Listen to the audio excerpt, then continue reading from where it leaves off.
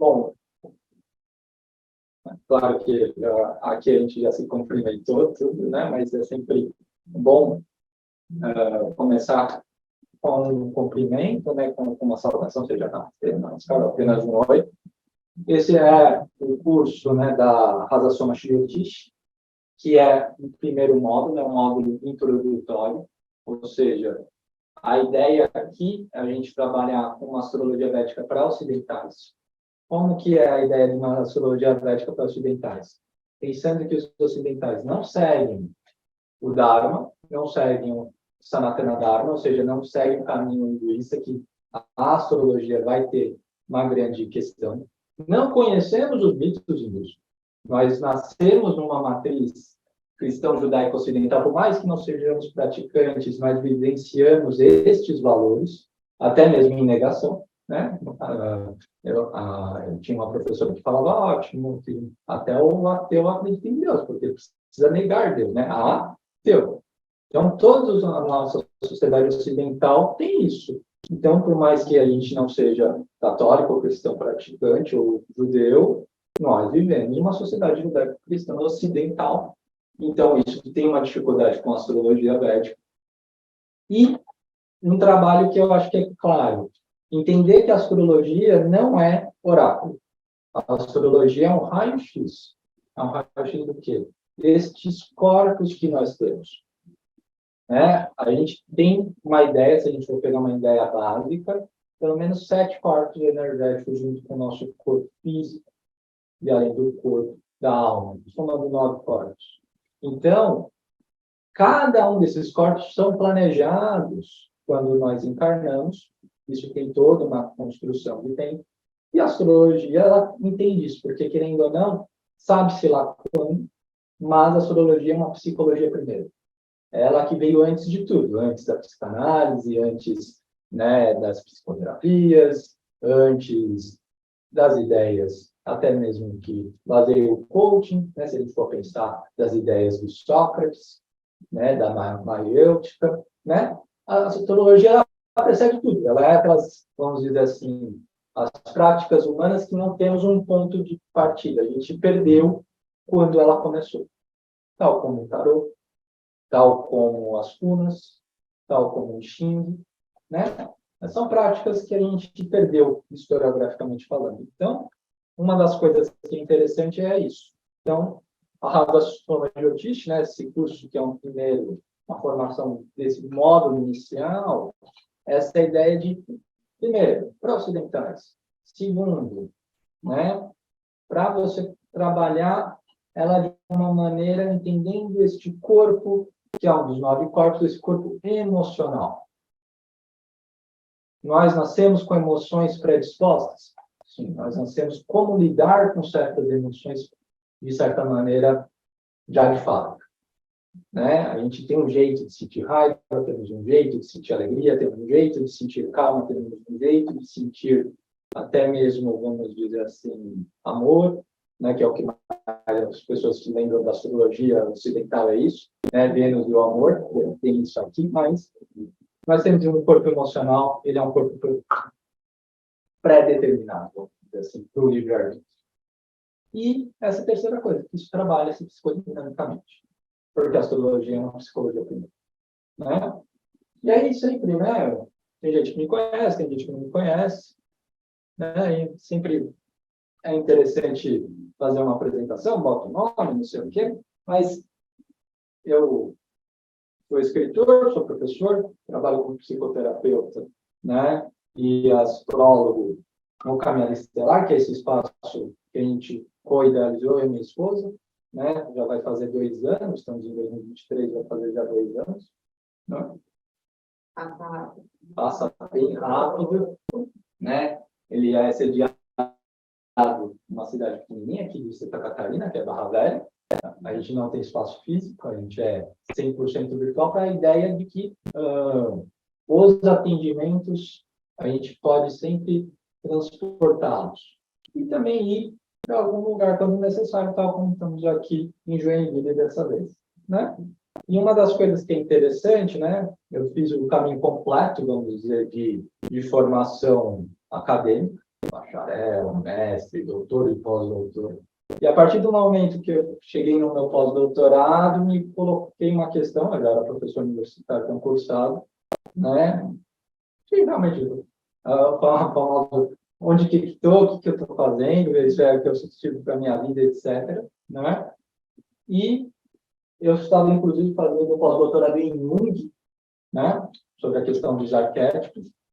E aí, numa conversa muito simples que teve, que foi numa manicure, amiga nossa, né? Colocou um caso e falou, nossa, Rafael, você realmente sabe muito sobre astrologia. Sim, querendo ou não, desde muito pequeno, algo que me fascinava.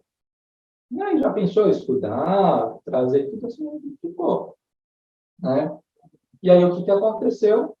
Foi, tá, vamos trabalhar isso, né? Pegar todos esses conhecimentos, já de uma formação psicanalítica que eu tinha, já de vamos estudar astrologia, não? Depois de 20 anos como consumidor de astrologia, do João Bidu, de tudo isso, vamos estudar astrologia, né? Perfeito, vamos estudar astrologia. E chegou nesse ponto de estudar a astrologia védica, né? Uma das coisas que é interessante, o Brasil ele é um pouco muito próximo de certos saberes védicos, mas não tanto da astrologia. Por quê? A gente vai explicar um pouco, a astrologia ela acaba sendo algo técnico, né? Igual eu fiz o curso na Gaia, lá em São Paulo, o professor Robson, que é o fundador, ele sempre fala isso. Astrologia é uma ciência. Ela não é aceitada agora como ciência, mas ela sempre foi, até o Renascimento, aceita como ciência. Foi por causa de um processo, que é o processo do racionalismo, que você tira certos saberes.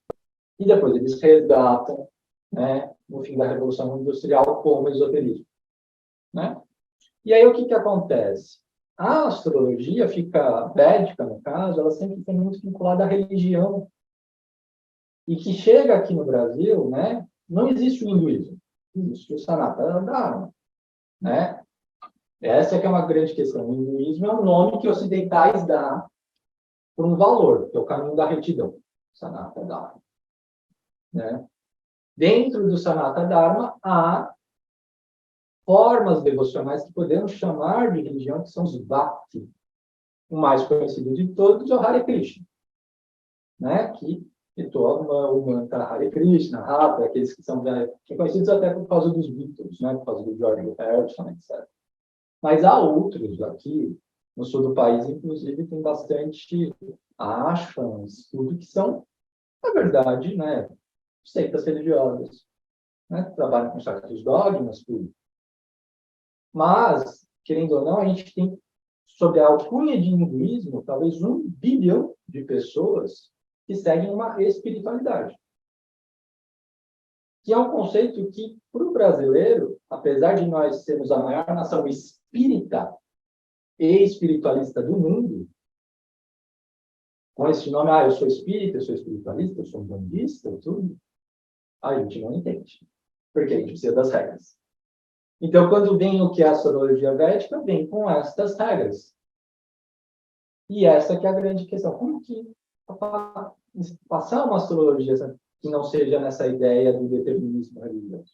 Que seja um contato com a espiritualidade, um contato com o autoconhecimento, o contato com a expansão de consciência. Então, foi essas questões, né? Uma série de formações eu fiz. Nisso, houve um timing, nada é por acaso. Se parou. Quando todo mundo quis parar, eu não parei.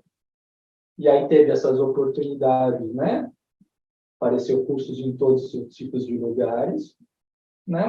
Você realmente usar a tecnologia como uma forma de abrir para o mundo, né? Então, contato com mestres indianos, com livros indianos, contato com mestres no Reino Unido, né? De certa forma, até né, coisas que jamais é para poucos brasileiros, mas a oportunidade, por exemplo, de ser membro da Associação de Astrologia Psicológica, lá no Reino Unido, que eu sou. Ele ainda não abriu espaço, né?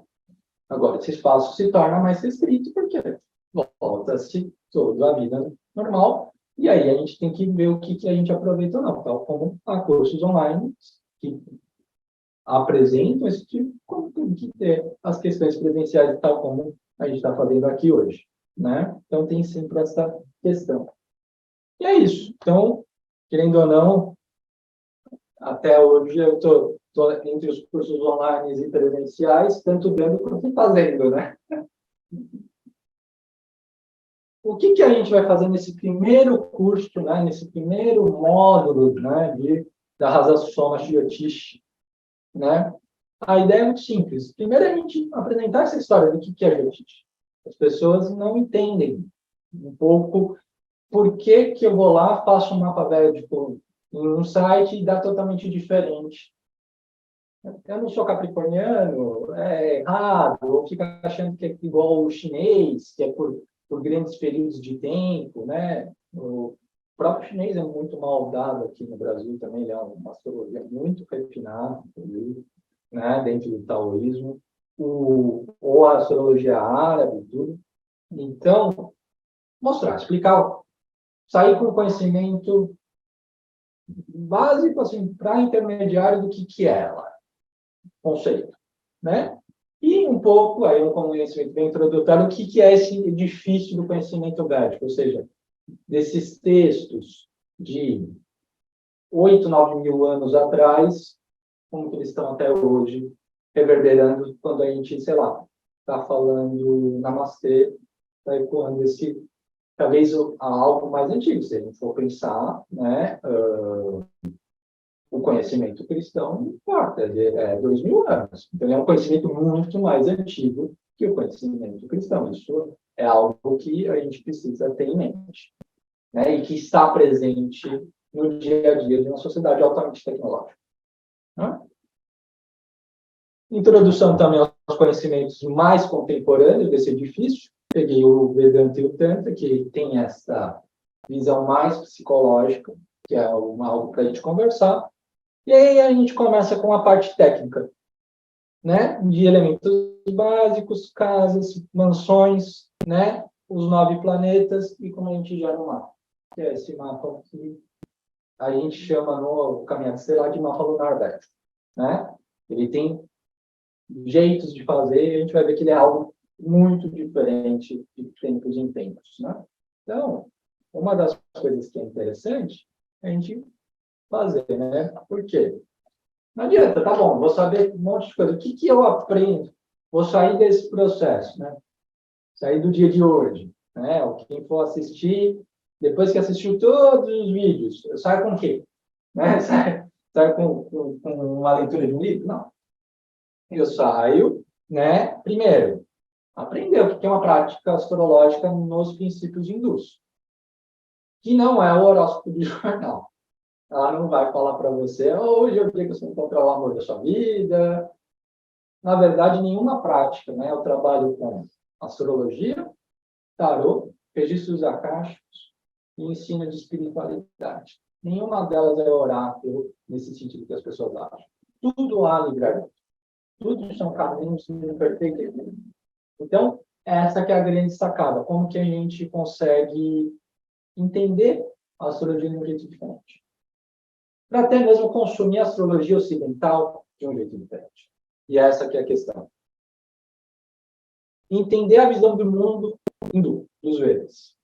Porque ela é uma visão que, se a gente insere na nossa vida, ela é crucial para o autoconhecimento. Ela é uma das visões que mais permitem nós, como seres humanos, entendermos melhor nós mesmos, abaixar, né, tal como o yoga vai falar, né, abaixar os redemoinhos da mente e a gente poder escolher. Né? Querendo ou não, é algo que as pessoas fazem há 9 mil anos e por N motivos, tem uma coisa que é muito interessante que os hindus falam, né?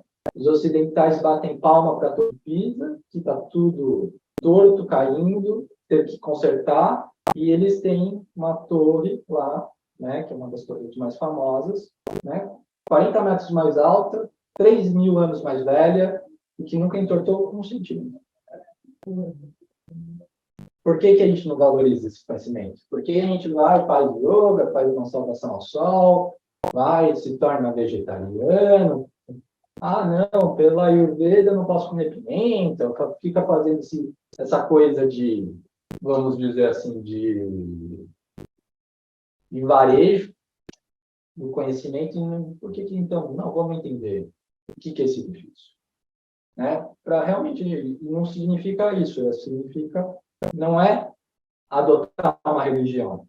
Você nunca vai ver um indiano falar da religião. É um caminho. E lá eles têm esse confronto, porque você tem um caminho, só que há uma grande religião chegando, que é o muçulmano, com suas regras, tudo. Então, lá na Índia, eles estão com esse conflito. E eles se surpreendem o quanto que os ocidentais, que já estavam na marra da religião, olham e têm, às vezes, mais orgulho de um indiano de pegar um Om, de uma camiseta com um Om, de ter uma tatuagem, né, de entoar um mantra. É interessante esse intercâmbio com eles, né, que você vê que, às vezes, lá as pessoas têm um pouco, não, assim, você não tem uma religião. Fica muito difuso. Então, é muito interessante, né? Quando se é difuso, parece que a gente quer as regras. E talvez a gente, no Ocidente, cansado de regras demais, queremos uma espiritualidade muito difusa. Né? Então, entender um pouco sobre isso. Né? Conhecer os mitos, são muitos. E eles todos têm a ver, né? Tal como a gente vai explicar pelo Sri Aurobindo, com características humanas. Né? Essa visão igual do Jung dos arquétipos são traços nossos. Não são seres. São nós mesmos. Igual aquele filme Divertidamente. Né? Tem os bichinhos.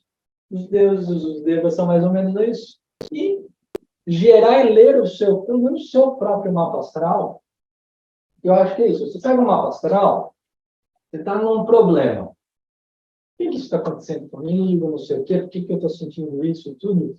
O mapa astral está aí para isso. Para você olhar e falar assim, putz, mas eu tenho essa tendência. Posso melhorar.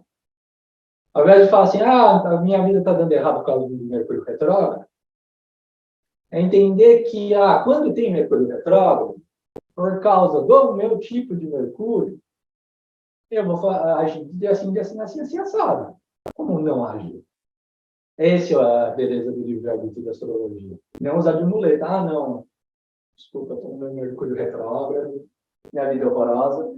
Aí tem uma coisa que é para as pessoas que não sabem, né? A gente fala tanto, mas quase 25% do ano é em Mercúrio retrógrado. Um quarto do ano você está na porcaria sempre, se for pensar assim. Né?